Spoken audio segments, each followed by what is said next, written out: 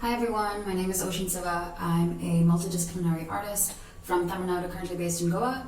Today I'm very excited to share with you a little bit about who I am, what I do, and a bit about my work and the relatively unconventional path that kind of led me to what I'm being able to do today. To start off with, I'll kind of explain a little bit in detail of what I do.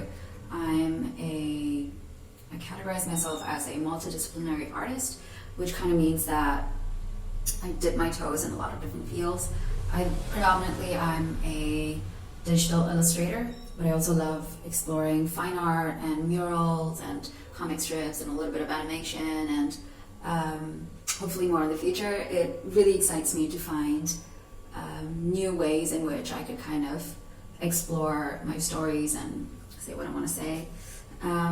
Which kind of brings me to what kind of stories I love working with. Most of my work, I pull a lot of my narratives from my ancestry, my culture, mythology, and a lot of my root in order to kind of imagine different futures. In my background, I also belong to the Dalit community, and I'm a Tamilian, so I love kind of weaving elements of the past into kind of imagining a more inclusive and equal future in which systems and areas that have historically and currently kind of been repressed, communities that have been repressed, get represented and have a more fuller narrative and story of their own. And so I'll take you through some of my work as well. This is one of my earliest works that I have ever made, art-wise. It's called Cosmo Nadu, and it kind of experiments with this idea of what Maharajas and Maharanis might have looked like in the past if our technology was more innovated at that time period. So it's kind of like a speculative fiction, pulling from the past and set in the future in a different timeline to kind of explore what that story would look like. And this is like a series that I did back in 2017 or 18, I believe. And in a similar vein, another one of my projects is called Space Heads. And in this series, I pulled a lot from these beautiful Tamil temples, their motives, their color palette, and their structures in order to kind of imagine what spaceships might look like if it had a lot of Tamil elements in it, right? And so this is kind of my interpretation of what the future might look like if it was designed by a Tamil person. And it also is kind of a metaphor for India in general and how we have like a foot in the past, but also we're so innovative, we're so futuristic, and I like ideas where we kind of mash both of these together to create a fusion and a remix and like a story of its own. The third project I would love to share is called Providers and Protectors. It's one of my recent works, and honestly I think my favorite work so far. It's very close to my heart. It's like a 20-something foot tall building that I had the opportunity to make a mural on with the Startney Foundation, and it's in an area in Chennai called Kanaginagar, and it pays homage to the fisherfolk community, the women fisherfolk community in Chennai.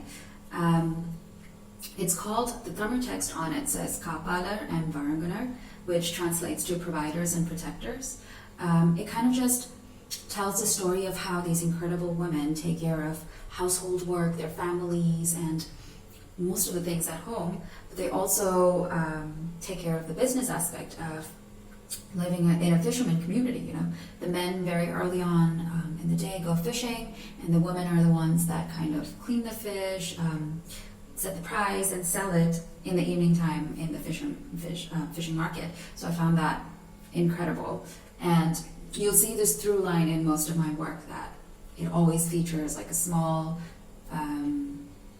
aspect of where I come from. I'm from Tamil Nadu, but also it always has an emphasis on strong female characters, which I'm very much interested in, and how to kind of talk about our heritage, but in a more futuristic way.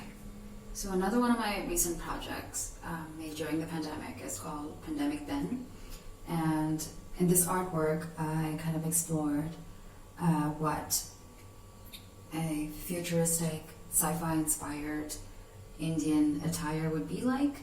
It features this like latex sari and this latex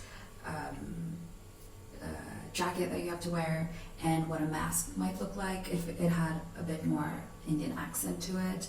And I find it very interesting to mix these kind of traditional things with sci-fi and futuristic things, just because these are different aspects of who I am as well. There's this Indian traditional aspect of me. I grew up in a very traditional family, but I'm also like a completely 90s kid, and I was very much into comic books and sci-fi films and all these kind of like toys and things like that, right? And cartoons and anime and all that. So you can see a mix of all those things in most of my work.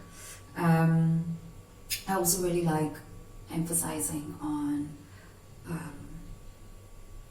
like progressive characters, progressive strong characters that kind of go beyond the current kind of aggressive structures of either casteism or sexism or colorism and all those things, right? So my art kind of gives me an outlet to raise my voice against those things as well. And so yeah, that's kind of the gist of my work. And so I would love to kind of talk about where this all started and how I kind of ended up here. So I had a very interesting childhood, actually, going back. I was born in Vellore. My mom is from Vellore and my dad is from Tirunelveli at CMC. Shout out to CMC if anybody knows from Vellore. And shortly after I was born, my dad got a job in Taiwan. So our whole family moved there. Interestingly, we were pretty much the only kind of foreign people of color that were there in that area at that time. In fact, I was the only brown kid in my school. I was the only foreign kid in my school.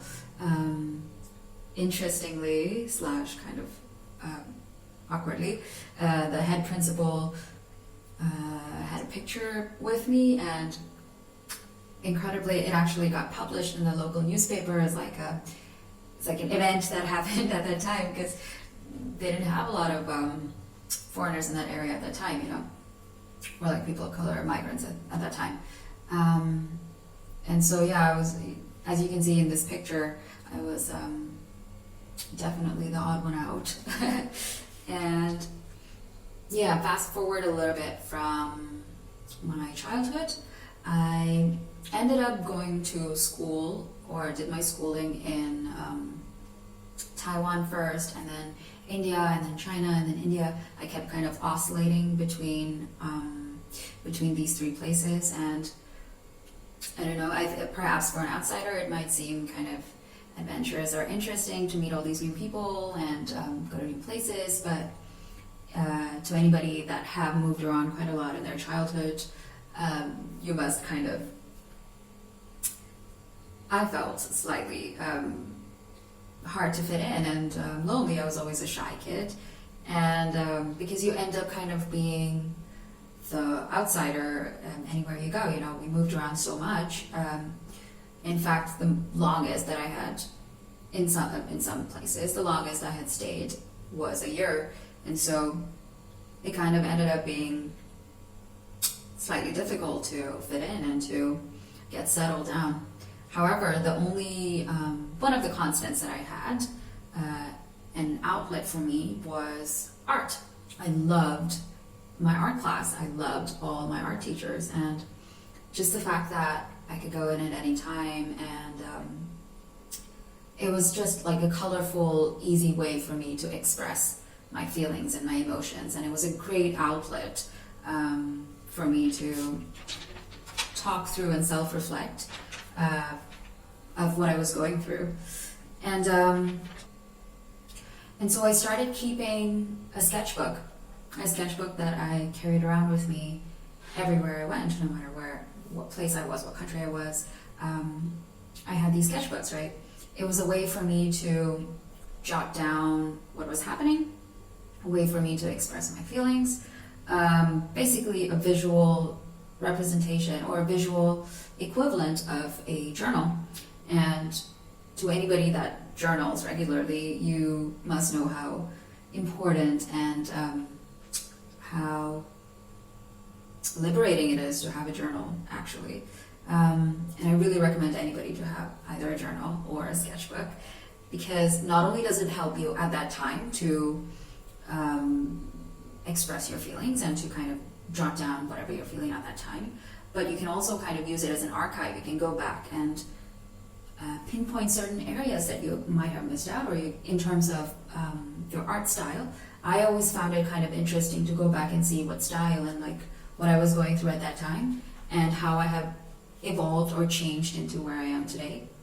And to see that journey kind of helps you sometimes to figure out where you want to go in the future. And so, yeah, the sketchbook really, really helped me throughout my childhood and in all those years. And fast forwarding a couple of years, I ended up graduating as a design major, a communication design major in India. And like a lot of us, I didn't really know what I wanted to do, but I kind of found this school, and design I thought would be a good way for me to mix my interest in art and visual creation into a viable and stable career, right?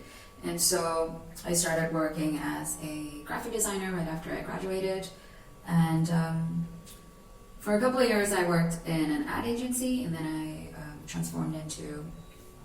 went on to a design agency. And throughout all these years I was struggling quite a bit, to be honest, because design just didn't really tickle that creative part of my brain. I loved working and problem solving, but just working for brands and companies, I just felt like not enough of me was in it. I wasn't connecting too much to what I was producing, but instead it was something that I was making as a job, right? And so I did that for a couple of years, and all along while I was working as a graphic designer, I would always come back home and do some personal projects on my own for illustration. And this was kind of my outlet, my thing that kept me happy. I really loved doing personal projects and doing stuff on my own, and not having a brief, and not doing it for somebody, but just for myself. And so and this went on for a couple of years, and around 2018, I believe, this was when everything changed for me. It was a pinnacle of everything coming together. My dissatisfaction for working in a field that I didn't really feel that compassionate about kind of crashed with my wanting to move out and do something of my own. And I also just got out of like a really terrible relationship. So all of this kind of crashed, and I finally made up my mind to quit my stable job that I had for 4 or 5 years by then, and take a leap of faith, quit my job, start freelancing. I had a little bit of money saved up. So, cut to 2018, I finally quit my job. I'm very happy as a freelancer. I mean, at least happy to take the risk, and to be able to have enough time to explore different styles, to be able to build my practice, to be able to just try to do different things. And yeah, slowly after that, I pushed myself to kind of post on social media regularly, because once you start being a freelancer, it kind of, you don't really get that much of an interaction or feedback from an immediate mentor or your boss or anything like that. So the easiest way for you to get feedback and to get a sense of community is to engage in social media, which really helped me back in the day and still does right now. And so I started posting regularly on Instagram and on Behance and all of that, even though I knew I wasn't exactly where I wanted to be, but baby steps, right? It always helps to kind of put your things out there, what you want to do in the future, or what you want for others to see. You never know how it's going to affect somebody or how it's going to affect you in the future. So it always helps to document things. And so, yeah, that's how I started out. And eventually, later on, people started approaching me for works, and brands did, and that's kind of how my mural career started as well. My first ever mural was actually in the rooftop of my parents' house. I was just messing around. I knew that I wanted to try something in the muraling and graffiti area, but I was never really confident enough to go out and do it by myself or just like try. One thing I wish I told my younger self is to just keep trying and not restrict yourself and not doubt yourself too much, because that really creeps in very early on, especially if you're starting out and jumping both foot in as a freelancer. But yeah, my first ever mural was on the rooftop of my parents, and then eventually that kind of led to other commissions and eventually bigger and bigger and bigger surfaces and opportunities for you to explore. And yeah, we've kind of caught up to where I am now. Takeaway that I might have for me from my own journey so far is to kind of just keep doing what you're passionate about. Like, do not give up on your passions, and also just to keep persevering. Like, practice every day. And that's what I would say to any visual artists out there who are trying to make it. Just try different things. Never be afraid to try different things. You're never going to be perfect on the first go, you know, unless you're one of those people, which is quite rare. But always keep trying new things, keep learning, and yeah, persevere. And thank you so much for having me. I hope that there are some nuggets of my journey that helps somebody in some way.